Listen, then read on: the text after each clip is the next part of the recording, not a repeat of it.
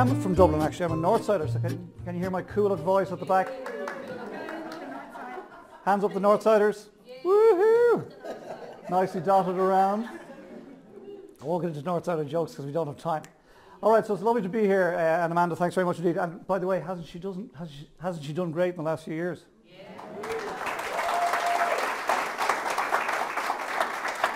Right, turn to your neighbour and say, you can be my teacher.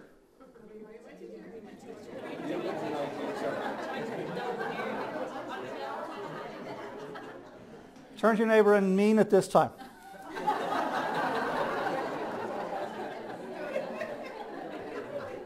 Okay. Lovely to be here, lovely to be here. So I'm going to tell you a snippet. I wrote a book a few years ago called Feeding Johnny, and it's on my business journey, my life journey, I suppose. And there's the fulcrum upon which everything changed. The reason I met Amanda 3 years ago, the reason I'm standing here tonight, is when I met Amanda on the train. I'm going to tell you that story this evening. But we're going to go through a few little hoops before we get there, if that's okay. So as a group, you're all watching, I want to make sure everybody can see the screen. As a group, complete the following sentence. Sometimes I win and sometimes I lose. Who said learn? You said learn first time, yeah? Well done you. Copy of Feeding Johnny for you. Woohoo! Happy days, well done you. So sometimes I win and sometimes I learn, ladies and gentlemen. Professionals never lose. Did you know that? Professionals never lose. Think of a football team, think of Beyonce, think of anybody out there in their arena doing whatever it is they do. If they're professional and it doesn't go well on the day, what do? They don't go home sucking their thumb and crying to mammy. I'm not going back out there tomorrow. They go home and they watch their video and they listen to the tape and they check to see what didn't work, what do we need to change. Professionals never lose. Sometimes I win and sometimes I learn is far more empowering. So if you take nothing from this evening except that, it'll make a huge difference to the rest of your lives. I am a Dub originally from Coolock, Northside, and I used to manage Bewley's in Grafton Street. You all know Bewley's in Grafton Street? Yeah. I was the general manager there at the tender age of 28 many moons ago, and that put me on a particular career path. I wanted to be a school teacher, never got the honour in Irish to get into teacher training college, so I stumbled into the catering industry. And I actually wanted to be a teacher because of the short hours and the long holidays. And catering, as you know, is the complete opposite. I always reckon the man upstairs had a completely different plan. He said, right, we'll show you. Anyway, I managed Bewley's in Grafton Street, and it was a huge part of my career to date. Moved to Limerick. When I finished managing Bewley's in Grafton Street, I became the franchise manager excuse me, for that brand. I'm sorry. I became the franchise manager for Bewley's, which basically meant I was the brand policeman. Had to go around the country and make sure that all the other Bewley's franchises at the time, there were none left, were performing to standard. And I saw an opportunity one day. I saw a lifestyle outside the Pale, outside the M50. There were people having truthfully, in lots of cases, far nicer lifestyles because of less traffic congestion, less commute time, etc. And I thought, isn't that interesting? Took on the Bewley's Cafe in Limerick. Anybody from Limerick here? Okay, right. Took on the Bewley's Cafe. Does anybody know that cafe in Limerick? In Cruiser Street. It was in Cruiser Street, right? And it failed. Thank you, Rona. It failed, right? So here's me, Muggins, right? Managing Bewley's in Grafton Street for 4 years, the flagship store. I was deemed worthy enough to be the franchise manager. Went down to on my own Bewley's franchise, and it bombed. The question is, why did it bomb? And the reason is because there was a perfect storm. I want to talk to you about this briefly, if I may. Perfect storm, because you can be doing the best job ever, and I believe we were doing the best job ever. We were producing a very credible Bewley's experience in Limerick because of my background, right? And despite that, our business failed, and it failed for reasons largely outside our control. The first thing that changed around the turn of the century was Bewley's. For those of you that you remember Bewley's? Yeah? Some of you do. Some of the younger ones will have to Google it later, right? But Bewley's was famous for bacon, egg and sausage and real butter, real tea leaves. And there were only two coffees back in the day, by the way, black or white. All right. And Bewley's was expert in both. And then the millennials came along, and the millennials got all fancy and they wanted wraps and paninis and lattes and cappuccinos. And Bewley's wasn't known for that, so they began to vote with their feet and go elsewhere. So our business, no more than all the Bewley's at the time, our business began a slow but steady decline. Does that make sense? As people began to look for this stuff. Beaulies tried to respond, but I always say it was like Titanic. It saw the iceberg too late, couldn't turn quickly enough to become credible in that space. And effectively our business failed. But it didn't fail just because of that one reason. That was just the first rally in our storm. Second rally that happened at the same time in our storm was foot and mouth disease. Do you remember that? Yeah. Turn of the century. And foot and mouth disease is this bovine disease. And the government told the people in the hinterlands not to go into the cities or they could spread it. Of course, Limerick, where it's situated, huge hinterland, huge agricultural hinterland. The people didn't come into the city, and our sales literally were already beginning a slow decline, dropped 20% overnight. Second part of our perfect storm. Third part of our perfect storm was when just coming out of foot and mouth disease, and we were expecting the bounce, and 9/11 struck in New York. So how does something in New York affect something in Limerick? Shannon Airport. Yeah, the Americans never flew back into Shannon Airport. Our business had been growing steadily, took a slow dip because of the millennial effect, dropped 20% because of foot and mouth disease, and then stayed flat. And then we had a problem.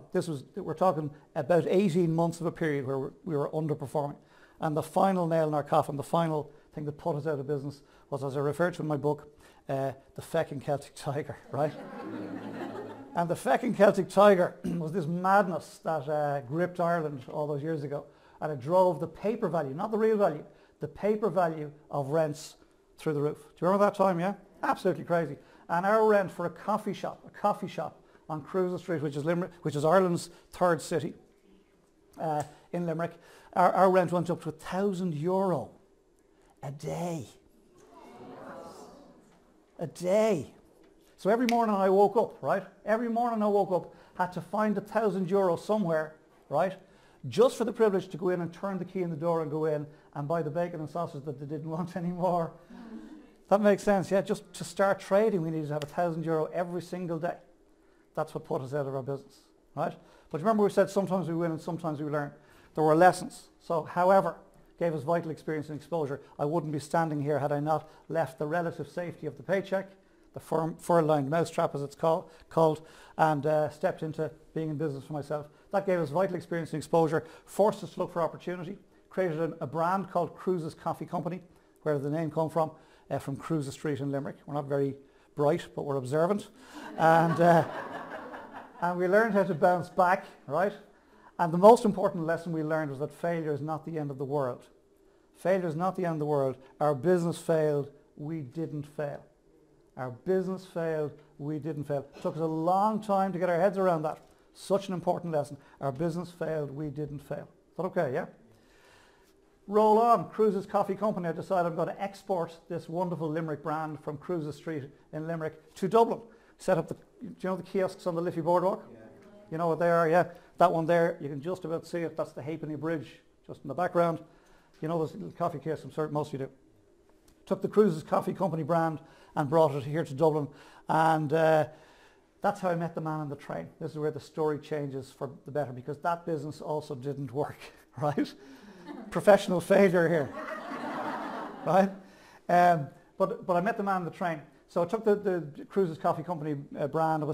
I decided in my wisdom, because of my background, that I would build a coffee shop franchise. It was the most obvious thing to do. And I'm on the train one day, because I don't really like driving, and taking the train from Limerick to Dublin, getting off at Houston Station. And I met this guy. And the two of us, as it happens, were working away. I can't remember if there were laptops. This is back in 2003. Working away, doing our own thing, whatever. And eventually we started chatting. And at one point we swapped business cards, as you do. Although tonight we're all fancy now with our LinkedIn, who's near me, right? But back in the day we swapped business cards. And I had a strapline on my business card. That's my day job, by the way, of the school meals business today, which, by the way, hasn't failed. Third time lucky. So far. Anyway, right, so Carambola, that's my Carambola business card. But on the back of my Cruises Coffee Company business card at the time was this strapline. See the little strapline in the speech bubble? How can I help? See, a man gets this card off me, complete stranger, right? And he says to me, what does that mean? And I said, that's my offer to the universe. If I can be of help in any way, if you think I can, pick up the phone. If I can help you, I will. If I can't, I can't. Simple as. And he never rang me. Right? He said, that's very interesting, pocketed my business card, and I never heard from him. Never even thought of it again, to be honest. However, 3 months later, his boss rang me. Your man went, wait to hear this, your man went to Dublin that day on the same train I was on. We met for, a couple of hours, spoke for a couple of minutes, bumped into each other, never saw each other again. He goes back to Limerick that evening, gives my card because of the strapline, how can I help, to his boss. And his boss was in a social inclusion group called Paul Partnership in Limerick. And he says to his boss, if you're ever doing anything in food, give this guy O'Brien a call. He's an interesting character. 3 months later, the boss rings me and says, would you like to tender for a school meals pilot project here in Moyross in Limerick? And I'm thinking, yes, thank you very much. My business is dying, right? I didn't tell him that, of course. Yes, we'd love to. I think it was a sort of cool, yeah, we'd probably consider something like that. Anyway, he comes down, we have a cup of coffee, we win the tender. Right? Day one, that was 2003. Day one, we supplied 27 lunches, about this many, right? Last day of term, just gone, 37.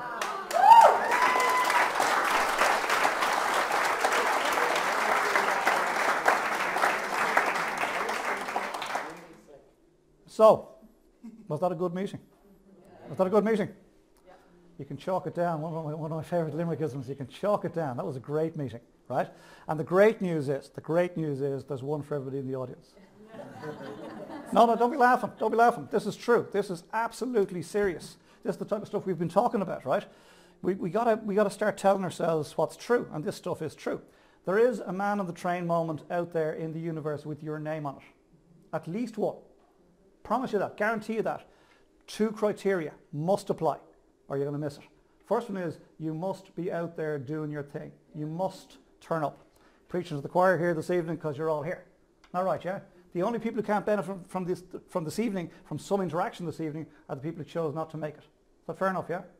But it's not just this evening. You've got to be out there doing your thing all the time. Not 24/7. I'm not into working 24/7 for anybody, not even for myself, right? It's not, it's about balance, right? But when you're out there doing your thing, go out there to do your thing and go out to do it with integrity. Is it possible, think about this for a second, that man on the train would have ever found my home in Duradoyle, knocked on the window and said, sorry to disturb Coronation Street? Could that? Okay, so I wouldn't be standing here this evening except for I was out there. Second criterion, really important, hugely important. You got to be out there to be of service first. My business card, my business was dying. I didn't say, buddy, can you buy coffee off me, help a fella out? Can we make sandwiches for you, right? Gave my business card, no strings attached, and said, how can I help? And that's what changed my fortunes. And it's been on every business card since. And there's, 3 years, woohoo! 3 years. It's on yours for the last 3 years. And there's no franchise fee attached to that, right? So, that is the story of the man on the train. Changed my life forever. Changed my life forever. I met Amanda Delaney on the journey, met loads of wonderful people on the journey, and continuing to meet loads of wonderful people on the journey, and I've no idea where it's all headed. I am excited. I'm going to tell a real quick story, then I'm going to finish with a couple of slides. I do this school tour bring client kids in to our premises, and to the little kids it's a bit like Willy Wonka's factory. You put them on the little white coats and the hats and you wander them around in their leanas holding hands, right?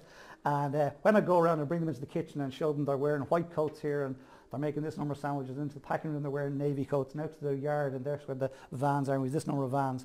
When we go back to the boardroom, I give them a short presentation and we do a Q&A, and I'm saying, right, who remembers what colour coats they're wearing in the kitchen? And of course all the little hands go up, pick somebody in white, yeah, they are, bull a bus. Who remembers what colour coats they're wearing in the packing room? Navy. Who remembers how many vans they have? Blah, blah, blah. So we do this Q&A. Of course, the teachers at the back of the room delighted with themselves, all their little star pupils. And this has happened twice, right? I've done that loads of times. This has happened twice. So then I say, right, who's got a question for me? And all the little hands go up when you're 7, 8 and 9, sure. No problem. Ask you guys who got questions. Nobody's got one. Right?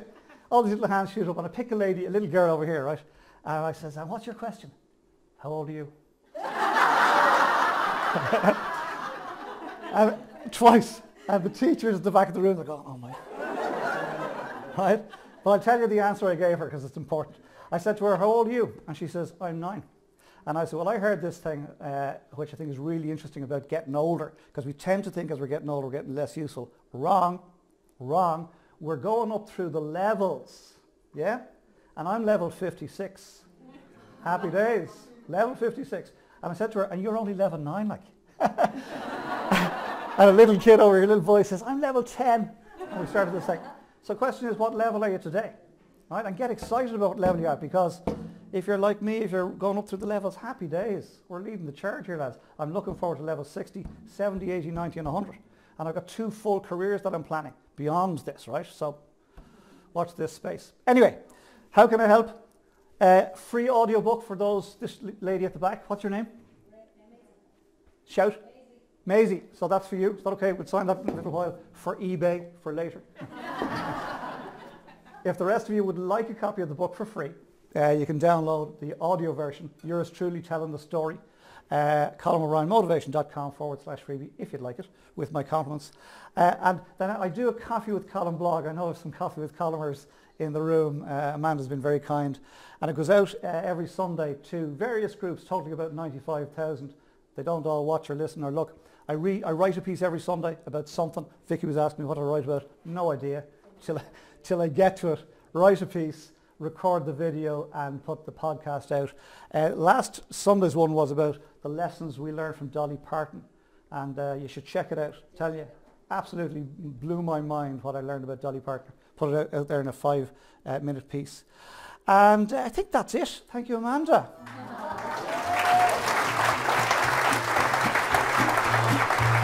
Well done, you.